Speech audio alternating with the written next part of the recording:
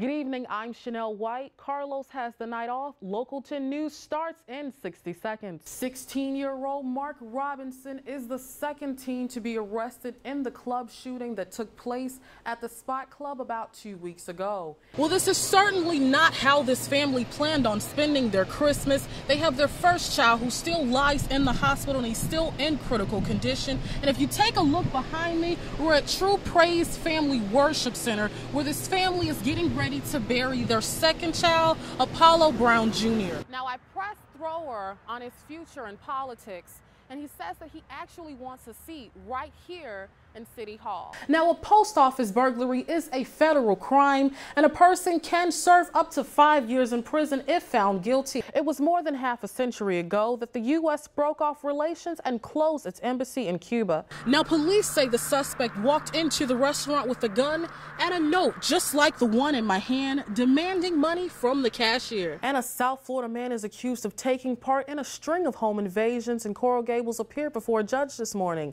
24-year-old Evangeline Wilcher is being held on a slew of charges. A judge set his bond at $51,000. Wilcher spent the past few days in the hospital following his arrest. Although details of the president's immigration policy have not been worked on yet, Warner says that the South Florida agricultural workforce has been declining for decades. And traffic is moving again near the Golden Glades after heavy delays this afternoon when a flatbed truck lost some construction material. Take a look at the big mess in the northbound lanes of I-95. Another truck with a crane attached eventually moved the fallen load off the roadway. So far, no word on what caused the materials to topple over. Police negotiators did get one gunman to fully surrender. However, they are still unaware of the identity of the second gunman. If you know any details about this case, police are asking that you contact Miami-Dade Crime Stoppers at 305-471-TIPS. Both candidates have big crowds wherever they go, but the real question is, will these people show up to the polls on the day of elections? And officers want people to avoid major distractions, such as texting while driving. The incident did take place last week, Friday, around 7:45 p.m. at Northwest 52nd Street and 17th Avenue. The victim was sitting on the porch with several of his friends when a vehicle pulled up and several shots were fired, striking the victim right in the chest. He was then transported to Jackson Memorial Hospital, where he was later pronounced dead. He was then transferred to Florida Medical Center, and he still lies in critical condition. No other details have been released about this story, but stay tuned with Local 10 News and Local10.com for the latest. Reporting live in production control, I'm Chanel White, Local 10 News. Geneva Pearson made it out of jail Wednesday afternoon. She had spent the night in jail after Miami police charged her with child neglect without bodily harm. She reported her 5-year-old daughter, Janae, missing Tuesday morning, and police felt that she should have known where her daughter was. The Florida Department of Children and Family Services eventually got involved, and Shantae Hill, Geneva Pearson's sister, said that the little girl and her brother are going to be with their family for the holidays. The kids are with their family. My sister, Geneva Pearson, has a big family and a very supportive family. And whatever she's going through, she's going to get through it. We're going to help her with that situation. Listen, y'all get the hell away from her. Get away from And outside the Turner G. Knights Correctional Center, Pearson's grandmother made it very clear that she did not want to be seen on the news. I said get away. Come on. Part you're missing. And it was around 4:30 p.m. Tuesday afternoon when Janae's daycare bus driver arrived to drop her off from school.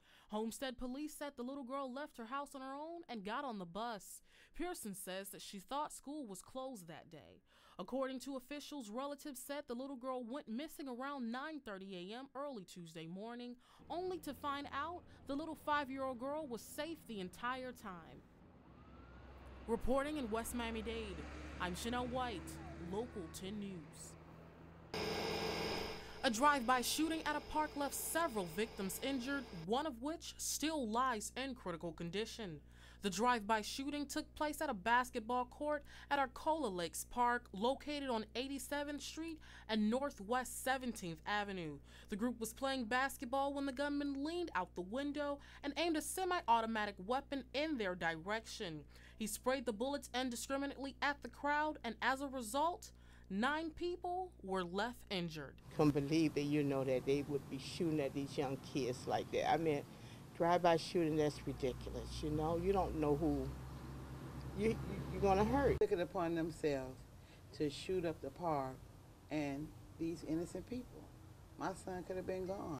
Paramedics arrived to the scene and took 16-year-old Bryce Bruton, who was shot in the head and in the left shoulder, along with 3 others to Jackson Memorial's Trauma Center. The other victims took themselves to nearby hospitals.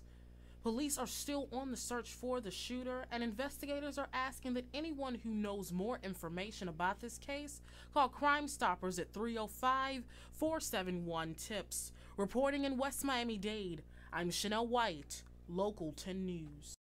A family of 8 had their Christmas turned upside down yesterday when North Miami Beach police responded to a burglary at their home on the 13th Avenue of Northeast 180th Street. Actually, the first Christmas that I got everybody gifts because I started working, and yesterday wasn't easy. The robbery happened yesterday between 9 and 11:45 a.m. The thieves pried open the door, and along with taking all the gifts the family had under the tree, they took other possessions and ransacked the master bedroom. The robbers managed to take laptops, an iPad, clothing, and lots of toys, which left 4 children, ages 7 to 18, extremely devastated on Christmas Eve. But there's a bright side to this terrible tragedy. The North Miami Beach Police Department decided to help out by collecting toys and gift cards for this family. The officers came up with approximately $500. We had gift cards from American Express, from Walmart. I want to say thank you first. Thank you because the officers come, he did his job. He was very nice with us. And now for this, they really, with all my heart, my everything, thank you so much, and Merry Christmas. And it turned out to be a Merry Christmas after all. In North Miami Beach, I'm Chanel White, Local 10 News.